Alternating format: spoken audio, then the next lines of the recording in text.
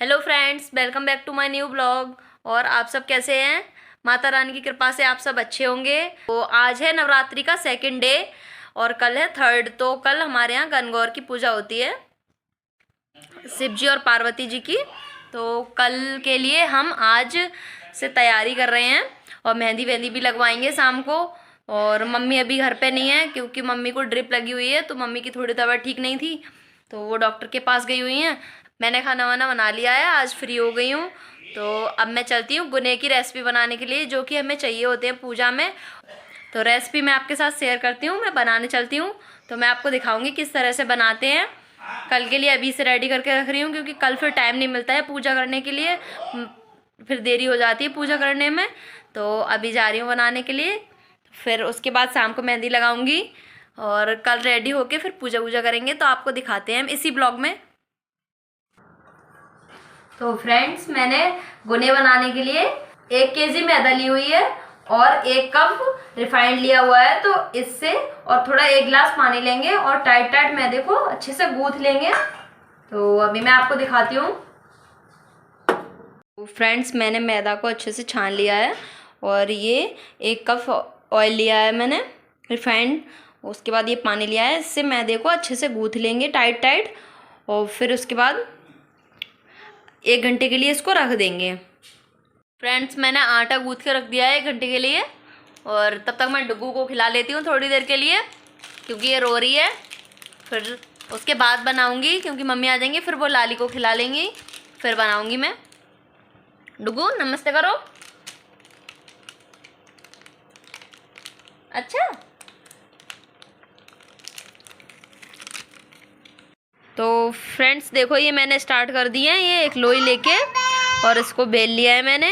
तो अभी मैं बनाऊंगी इनको और मम्मी भी आ गई हैं वहाँ से, डॉक्टर के यहाँ से। तो अब रिलैक्स है मम्मी को पहले से। डुगू और शोर कर रही है, देखो कर रही है अपने पापा को। तो फ्रेंड्स देखो, ये इस तरह से इस पर थोड़ा सा पानी लगा लेंगे और ये ऐसे चिपका लेते हैं इसको। फिर ऐसे राउंड करके बनाते हैं, इससे ही चिपक जाए बस अच्छे से। थोड़े से क्यों क्यों रो रहे हो, क्यों रो रहे हो? देखो इस तरह से बनाते हैं ये। फिर इनको चाशनी में पाग लेते हैं। देखिए, ये मैंने बना लिए हैं पूरे। अब मैं इनको फ्राई करने के लिए चल रही हूँ। तो चलो आप सबको दिखाती हूँ। इनको हल्का ब्राउन फ्राई कर लेंगे ऑयल में। तो ये यहाँ पापा पूजा कर रहे हैं। तो ये मिरर लगा हुआ है हमारे यहाँ इतना बड़ा।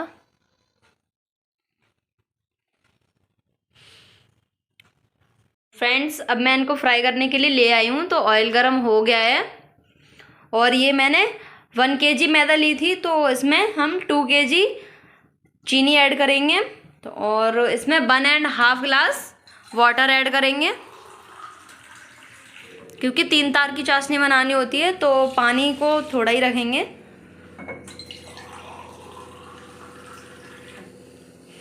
तो इधर मैंने चाशनी बनने के लिए रख दी है और इधर ये फ्राई कर रही हूँ। और उसके बाद दिखाती हूँ मैं आपको, जब ये चाशनी बन जाएगी तब दिखाती हूँ मैं आपको। लो फ्लेम पे इसको फ्राई करेंगे जिससे कि ये जल ना जाए।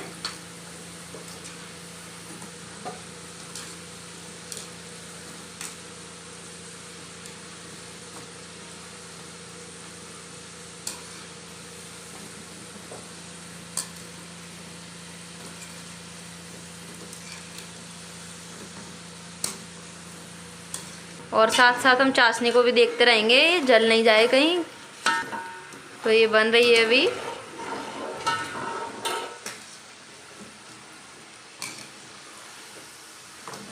अभी इनको थोड़ा और ब्राउन करेंगे। देखिए ये ब्राउन हो गए हैं, हम इनको निकाल लेंगे।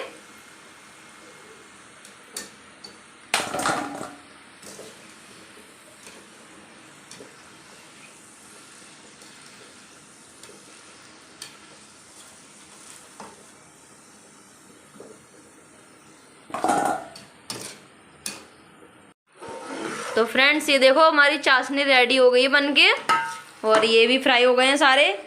तो अभी मैं इनको इसमें डालूंगी और फिर निकालते जाएंगे एक एक करके। इस तरह से इसमें एक एक करके डालते जाएंगे और यहाँ चाशनी इनके ऊपर लगा के, इसके ऊपर चाशनी लगा के और ये एक एक करके निकालते जाएंगे। बस वैसे ही हो जाएंगे। तो ये निकाल लिए मैंने चाशनी से, तो ये बन गए हैं। ये रेसिपी आपको कैसी लगी कमेंट करके ज़रूर बताएं। मैं अभी फ्री हो गई थी तो अब मेहंदी लगवा रही हूँ नाइट में। मैंने अभी इनको बुलाया है, गरम बरसा है। मम्मी के साथ आंटी दूध लेने जाती है, उनकी बेटी हैं। मैं तो नहीं जानती थी, फर्स्ट टाइम बुलाया है इनको। और मेहंदी भी अच्छी लगा रही हैं।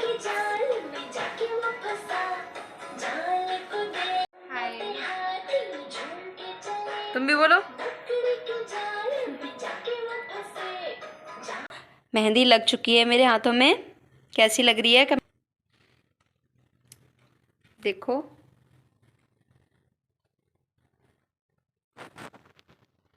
उसके बाद हम लोग खाना खाएंगे और फिर आराम करते हैं। कल सुबह आपको गणगौर की पूजा भी दिखाते हैं कैसे होती है हमारे यहाँ। तब तक के लिए good night. Friends good morning. मैं उठ गई हूँ सुबह और सारा काम कर लिया है मैंने। अब मैं माता रानी के जेवर बना रही हूँ, तो उनके लिए मैंने बेसन को गूँथ लिया है थोड़ा सा, और इनसे भी जेवर बनाएंगे। तो मैंने मम्मी को बोला है, मम्मी बना देंगी ये माता रानी के जेवर। फ्रेंड्स ये मम्मी ने बना दिए हैं माता रानी के जेवर। तो मम्मी बना के लाई हैं अभी। क्या क्या बना दिया मम्मी?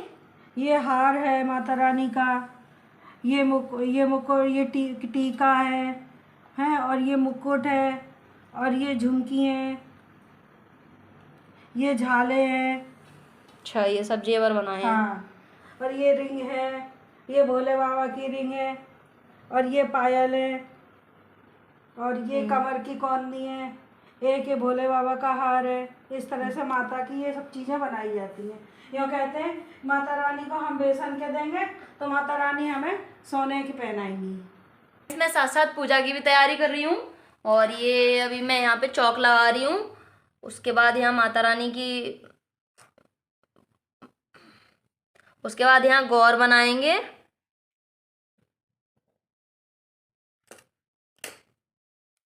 तो फ्रेंड्स मैंने खाना वाना बना लिया है और अभी मैं तैयार हो रही हूँ।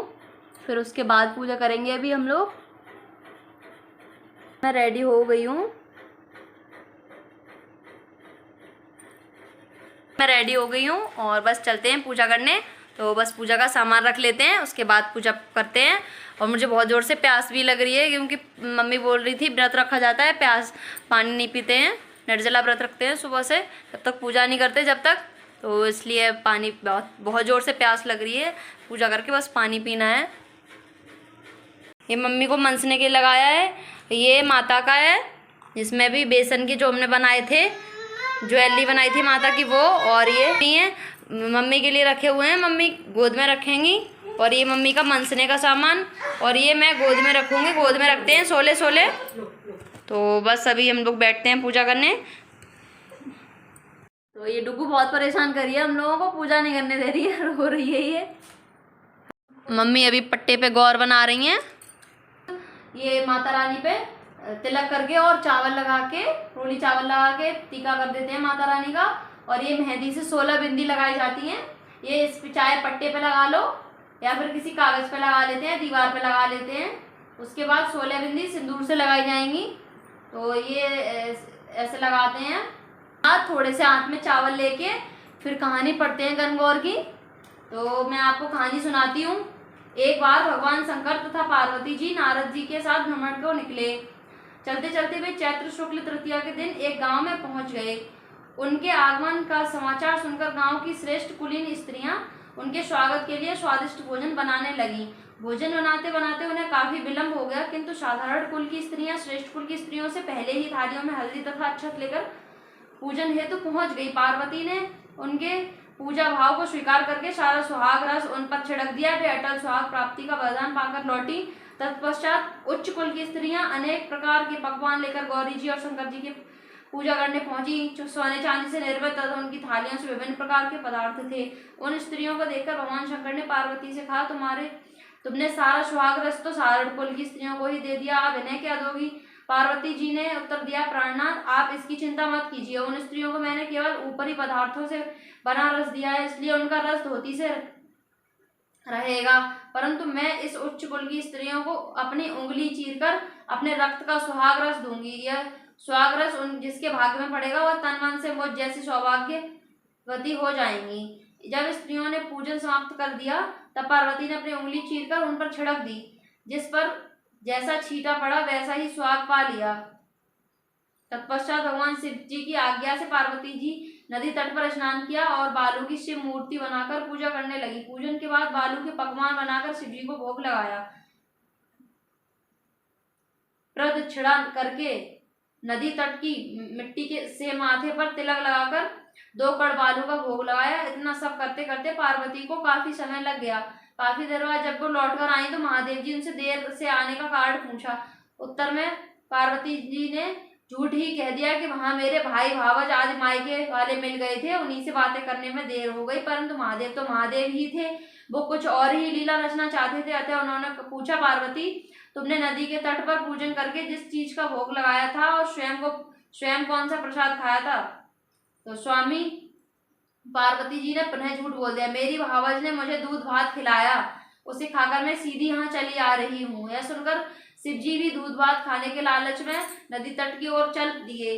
पार्वती दुविधा में पड़ गई। उन्होंने मौन भाव से भगवान भोले शंकर का ही ध्यान किया और प्रार्थना की, हे भगवान यदि मैं आपकी अनन्य दासी हूँ तो इस समय मेरी लाज रखिए। यह प्रार्थना करती हुई पार्वती भगवान शिव के पीछे पीछे चली। उन्हें दूर नदी के तट पर माया का महल दिखाई दिया।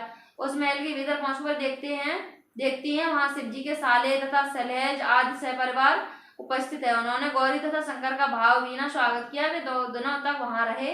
तीसरे दिन पार्वती जी ने शिव जी से चलने को कहा, पर शिव जी तैयार न हुए, वे भी और रुकना चाहते थे। तब पार्वती जी उठकर रूठकर चल दी। ऐसी हालत में भगवान शिव जी को पार्वती के साथ चलना पड़ा। नारद जी भी साथ साथ चल दिए। चलते चलते वे बहुत दूर निकल गए। उस समय भगवान सूर्य अपने धाम को पधार रहे थे। अचानक भगवान शंकर पार्वती से बोले, मैं तुम्हारे मायके में अपनी माला भूल आया हूँ, ठीक है मैं ले आती हूँ। पार्वती ने कहा और जाने को तत्पर हो गई, परंतु भगवान ने उन्हें जाने की आज्ञा न दी और इस कार्य के लिए ब्रह्मपुत्र नारद जी को भेज दिया। परंतु वहां पहुंचने पर नारद जी को कोई महल नजर न आया। वहां तो दूर तक जंगल ही जंगल था जिसमें हिंसक पशु विचर रहे थे। नारद जी वहां भटकने लगे और सोचने लगे कि कहीं वे किसी गलत रास्ते पर तो नहीं आ गए। सहसा ही बिजली चमकी और नारद जी को शिव जी की माला एक पेड़ पर टंगी हुई दिखाई दी। नारद जी माला उतार ली और शिव जी के पास पहुंचकर वहां का हाल बताया। शिव जी ने हंसकर कहा, नारद यह सब पार्वती की ही लीला है। इस पर पार्वती बोली, मैं किस योग्य हूँ? तब नारद जी ने सिर झुकाकर कहा, माता आप पतिव्रताओं में सब श्रेष्ठ हैं, आप सौभाग्यवती समाज में आदि शक्ति हैं। यह सब आपके पतिव्रत का ही प्रभाव है। संसार की स्त्रियां आपके नाम स्मरण मात्र से ही अटल सौभाग्य प्राप्त कर सकती हैं और समस्त सिद्धियों को बना तथा मिटा सकती हैं। तब आपके लिए यह कर्म कौन सी बड़ी बात है? महामय गोपनीय पूजन अधिक शक्तिशाली तथा सार्थक होता है। आपकी भावना तथा चमत्कार पूर्व शक्ति को देखकर मुझे बहुत प्रसन्नता हुई है। मैं आशीर्वाद रूप से कहता हूँ कि जो स्त्रियां इसी तरह गुप्त रूप से पति का पूजन करके मंगल कामना करेंगी उन्हें महादेव जी की कृपा से दीर्घायु वाले पति का संसर्ग मिलेगा। जय माता दी। तो फ्रेंड्स ये कहानी है गणगौर की और डुग्गू शोर करते करते सो गई है। ये इसको नींद आ रही थी। ये मनसा हुआ सामान या तो सास या ननद को देते हैं और कोई नहीं होता है, जैसे नहीं है आपके यहाँ सास या ननद तो आप अपने जेठानी को दे सकते हैं या फिर नहीं है कोई भी तो पंडितानी को दे सकते हैं या पंडित जी के यहाँ या मंदिर में दे सकते हैं माता रानी के यहाँ पे।